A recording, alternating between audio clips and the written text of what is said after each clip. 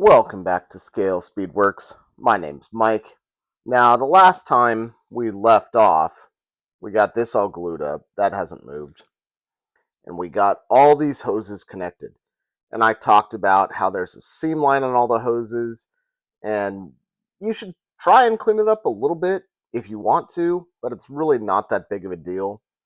And it could just be done with a little sandpaper. But if you really wanted to, you can get a file and go in each of those grooves and really make it look sharp. It's really up to you how you want to do it. Now, the way I attach these hoses, I started at the bottom, one up to the middle, and one up to the next one. And that was after attaching this one first. That one, for sure, has to be attached first, because as you can see, kind of loops down under these two and connects over here. All right. And this one we put in last. This one could totally wait because it doesn't connect to anything on here yet. So after we got all those connected, we came over and we tried to do step 8 and connect this hose. But I couldn't, for the life of me, figure out where it went. Well, after some trial and error, literally took me 20 minutes, maybe even 30 minutes, just because these directions are not clear. They do not help. They do not help one bit. So I'm going to show you guys where to attach this hose.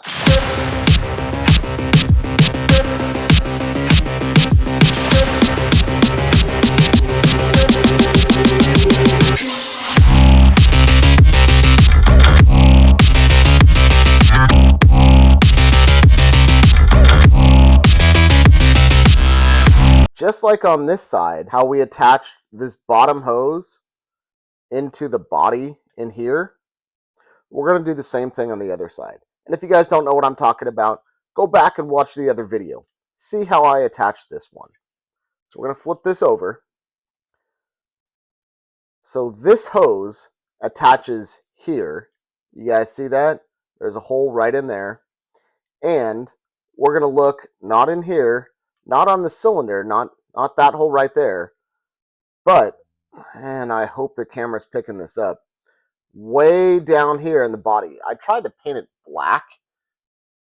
You guys see that? Yeah, kind of hard to see.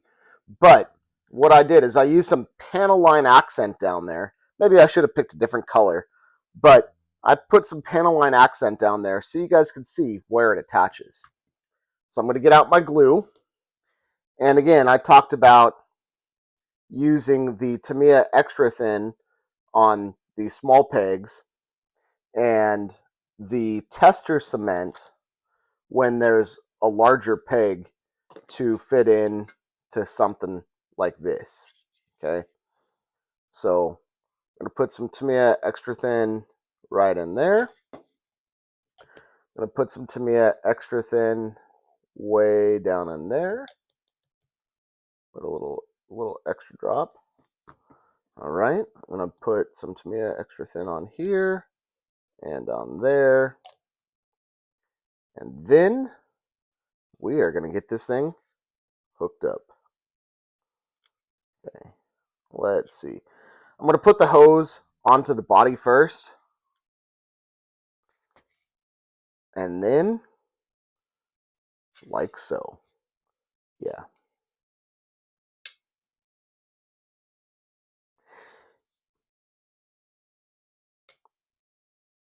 Yep. There we go. Little twist. If that's not a good fit, I don't know what is. One of the other things that I did while this was turned off, other than trying to figure out how that fits together, is really kind of focusing on these panels. Now, these were fit in way back here on step 5.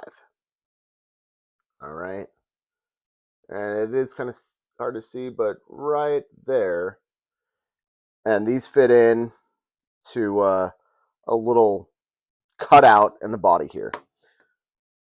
That's not a great fit. There's gaps. Uh, it's really just not great. So what I did is I used a little sprue goo. Okay, if you don't know what sprue goo is, so let's see. I got this Tamiya. Yeah, this thing's still about half full. But when it gets down, almost all the way down, what I will do is I will get some of the leftover sprue, and I'll use my cutters, like so. Okay. And I'll use my cutters, and what I'll do is I'll cut that into little bite-sized pieces. Okay. And once I have enough bite-sized pieces, I'd cut this sprue and maybe another one about the same size. I'll put those into here, right? Then you're left with kind of a gummy mess. But what you do is you get that gummy mess and you paint it. And I painted it onto here. It works as an excellent gap filler, because what happens is a glue evaporates and you're left with the sprue. But it's nice and soft, and you guys can really see that. It fills in these gaps. So I filled it in, I let it sit a day or so, and then I got myself a sanding stick, and I sanded the hell out of it until it was nice and smooth. Now, I could probably tell you that's going to need a little primer and maybe even a little more filler, but I'm not going to use sprue goo next time. I'm actually going to use some Tamiya putty, or the putty of your choice for you guys, and fill that in. And I did the same thing on this side. This side turned out a lot better. Really did. All right, but that's not what we're talking about. We got that hose in. We're done with 8. We're done with 9. Let's move on up here to step 10. Step 10 involves assembly and clamping, obviously, of these front forks. Okay.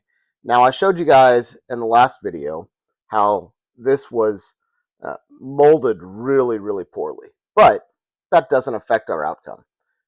That's really, it's going to rest on there, and it's going to be glued on.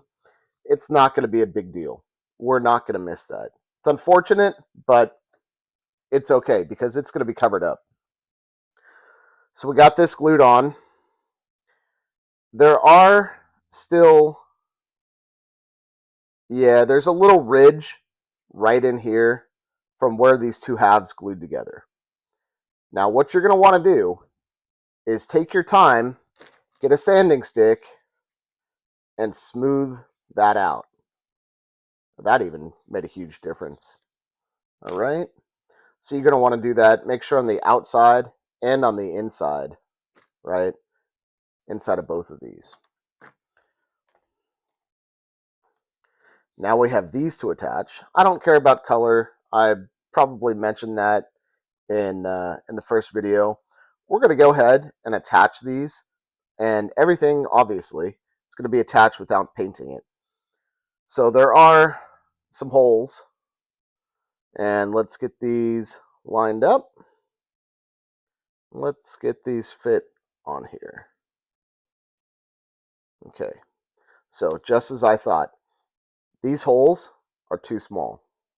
So make sure you guys have a drill and just drill these out just a touch bigger. Do it on both sides, and let's make sure we drill out the right ones and do it right here. Really doesn't take much. And if these holes are a little oversized, really not a big deal. Okay, you don't need a tight fit here. Let's get our glue.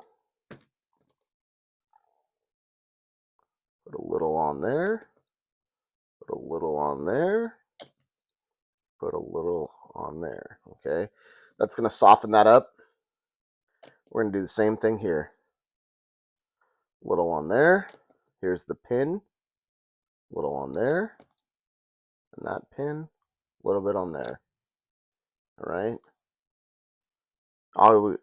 I always find when I'm gluing parts together, it helps to put glue on both surfaces. All right. A little bit of glue in there. A little in there. A little on there. All right. And same thing with this. Glue into there. Glue on there. Glue on there. Why can't AMT or MPC, whoever designed this kit, make everything the same size? I don't know.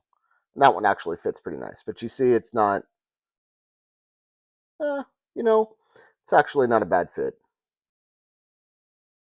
Okay. We're going to set that down, let that set up, and let's move on to this. All right. We're actually going to skip ahead because I have it glued on here. Glues on real easy. Fits in some pins. You can see the pins right there. Nothing needs to be drilled out.